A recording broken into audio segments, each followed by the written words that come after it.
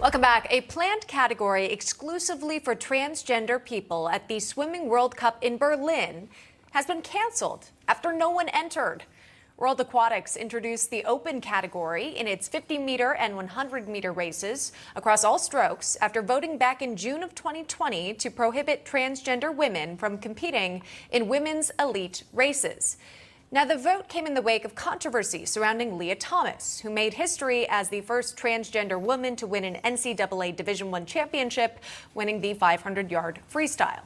Now, following the backlash, again, World Aquatics creating this new category, which is open to those whose gender identity differs from their birth sex. It was deemed a pioneering pilot project on its launch, but now the category is put on hold. With us now, two former NCAA swimmers, Kaitlynn Wheeler, along with Riley Gaines. Ladies, welcome, and thanks so much for coming on today. Riley, let me start with you. The plan and then ultimately the outcome here of World Aquatics. Talk to me about your thoughts. Well, I'm not surprised. I'll take you back to our NCAA championships that both Kaitlynn and myself swam at. We had both types of transitioning individuals competing with the women. So we had females identifying as men and males identifying as women, both in the women's category. We were expected to treat the males identifying as women using she, her pronouns and the females identifying as men using he, him pronouns. It was utterly confusing. And now they have opened a third category. And to no one's surprise, no one swam in it. And I think that's really indicative of what the true motives here really are. Again, you talk about where some athletes would have placed in the rankings when they're competing against their biological sex. It's much different than when you're competing in the women's category, as we've seen in the case of Leah Thomas. World Aquatics released a statement, and Kaitlynn, let me read it to you, and then I'll get your thoughts. Writing, the World Aquatics Open Category Working Group will continue its work and engagement with the aquatics community on open category events.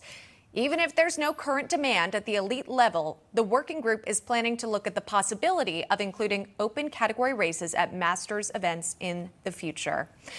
Talk to me about this, Kaitlynn. Is this open category a solution?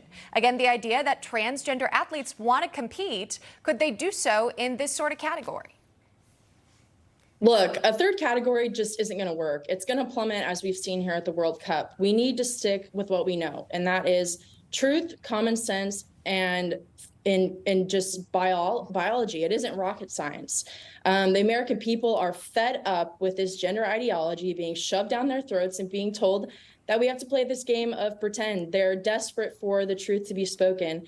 And that's why I'm so excited to be a part of the Riley Gaines Center at the Leadership Institute, where we're doing just that. We're traveling across the country, speaking to college students and empowering them and encouraging them to speak louder, with the hopes of reestablishing truth back into our society. Riley, when you go on these college campuses and you speak to students, what's the response you've received?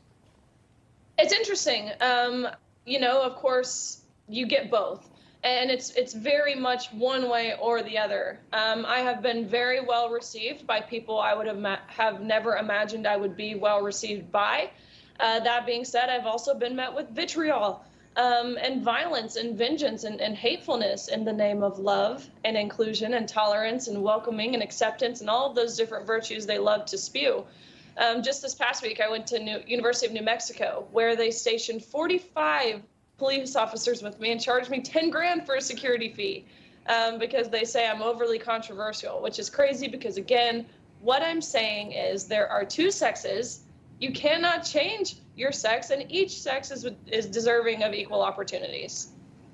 You know, Kaitlynn, when you hear about these women athletes, they've been working their whole lives to compete, especially at the collegiate level, right? I'm sure you spent years training to have the opportunity to get on the team and then actually compete.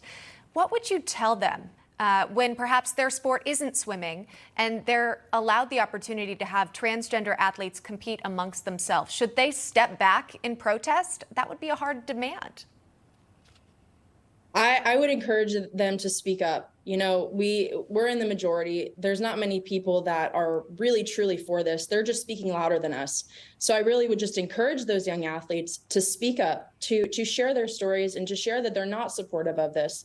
We need more people to stand up and support women and women athletes. We need parents, we need men to stand up and support us as well. Two women using their voices, again, speaking out for what they believe is right. Kaitlynn Wheeler, Riley Gaines, thank you so much for joining us on this Friday. Thank you.